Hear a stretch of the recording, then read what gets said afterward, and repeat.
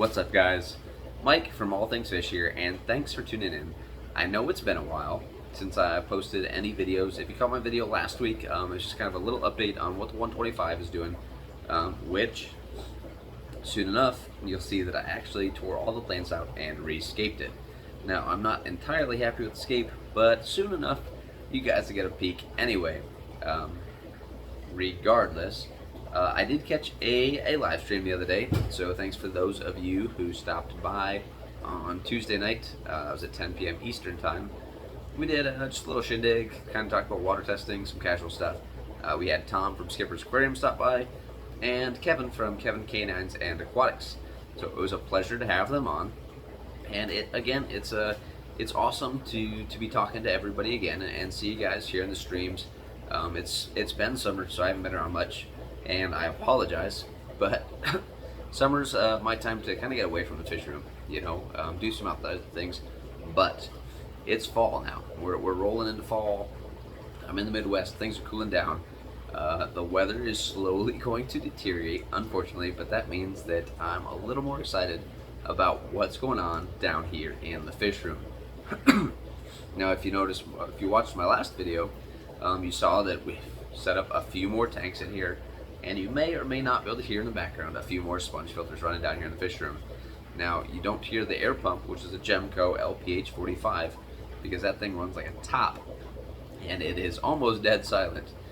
You may hear the sponge filters because I do need to order some more air stones to place inside those sponge filters again. If you're wondering, I do run the ATI Hydros. I personally prefer the Hydro Pros, and I'll be ordering more of those to replace everything soon, as well as some air stones to keep those quiet. Are the air stones required? Not really, but they do keep things a little quieter, which makes the fish room a little bit more enjoyable. I'm personally not a huge fan of the glug glug glug sound, but it works all the same. Now, on to more exciting news. Now that we have a few more tanks set up, that means we can acquire some new acquisitions. Now, this box here, which is packed quite well, is from a seller who is a breeder that I've purchased fish from before, such as my Palpachromis Lukunji collection. And I actually had those in the old fish room. I've only got one left right now that I kept. It just hangs out up in the display in the 125 upstairs. But again, this is a seller I've purchased from before, an excellent breeder that gets some awesome stuff. And that seller is Madeto, Madeto, on Aquabid. And this package is from one of his recent listings, and it's I'd like to think it's a pretty rare fish because it is currently an officially undescribed species, and this is the first time I've seen it available offered in the United States. Now, I'm not a huge African cichlid guy, but there are some of them that are pretty awesome, and when I saw this listing on Aquabid, I simply couldn't resist. The price was, about what you'd expect for a somewhat unique and hard to find fish, so I didn't mind paying it. But without further ado, let's see just exactly what's inside this box from Madeto on Aquabid. Now, if you're a knife nerd and that stuff, this is actually a Benchmade. Not necessarily my dairy curry, but it's pretty slick. So we're going to use this bad boy to open up these goodies.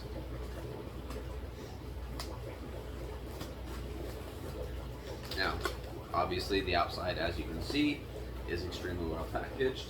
Let's see about the inside. Now, inside we'll find a quality styro container that is actually, it specifically fits in this box, which is great. The tighter the seal on that styrofoam, the better insulated the box will be due to less air moving in and out of that environment, and the more stable your temperature range will be.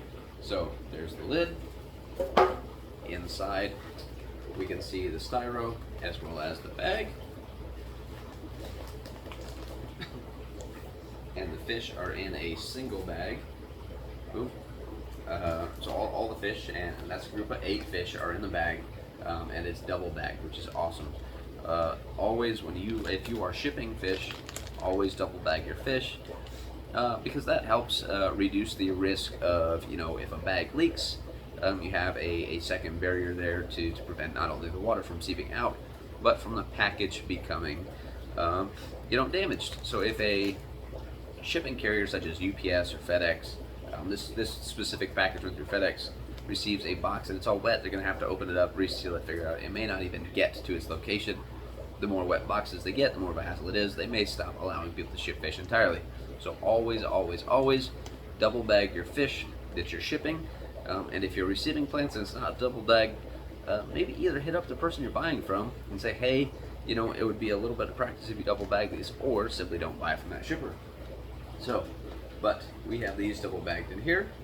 So go ahead and open the outside bag. And we are one layer closer to seeing just what we got. Now, it does appear that there is a little bit of water that looks like it just leaked, not necessarily through the bag itself, but maybe just through the knot there. So not a big deal. And then we'll look inside, and it's tough to see, but if you look close, there are about 8 fish in there. And they're not colored up yet, but they're pretty lively, and they look healthy. That is a group of 8 Pseudocrenolabris, so the genus Pseudocrenolabris. The species is officially undescribed. However, these are referred to as Pseudocrenolabris species dwarf dark ventral. And I will share a picture here in just a second. Boom.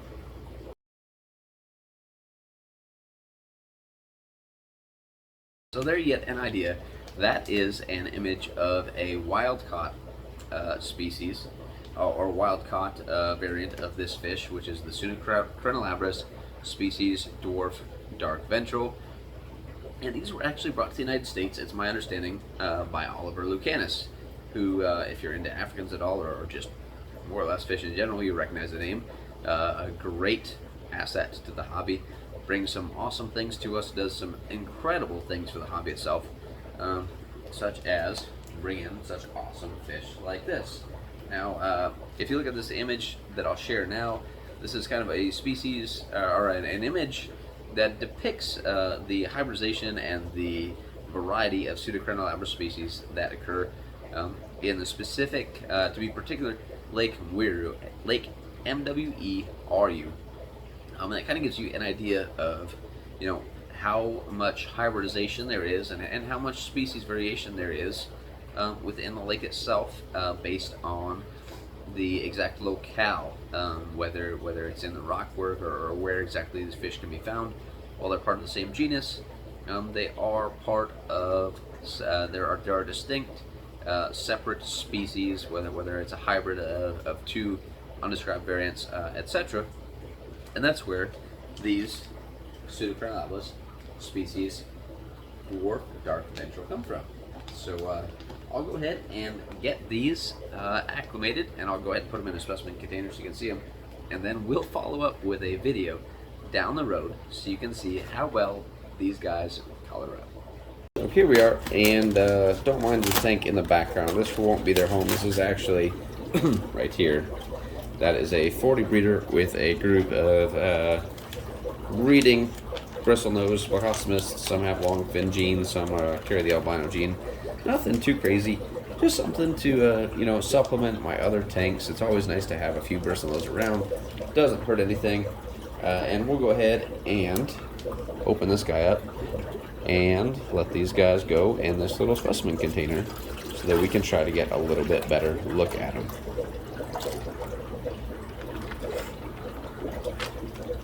As you can see, again, this is the user Madetto on Aquabed. Did an excellent job packing them. He shipped them FedEx, which FedEx from his location to mine was 2 days. They got here around noon today. I think he sent them out. It would have been Tuesday afternoon, so pretty quick. Excellent job shipping. He said the fish are 3/4 inches or bigger. And I would definitely say that the majority of those are well over an inch. Again, they don't have that much color at this time just because they're young fish. They're kind of like rainbows where until they really get to start sexually maturing, you don't see a whole lot of color in them. But I will do a follow-up video so that you guys can see how these guys develop into, the adult form, which I showed you from one of the wild fish. Again, these are F2s. So Oliver Lucanus, from my understanding, caught these fish out in the wild at Lake Mweru, and these are F2s from those wild caught fish. So this will be a super exciting. Eventually, it'll be a breeding project. I think I'm going to put them in a 75-gallon that I have empty sitting on the bottom of the rack.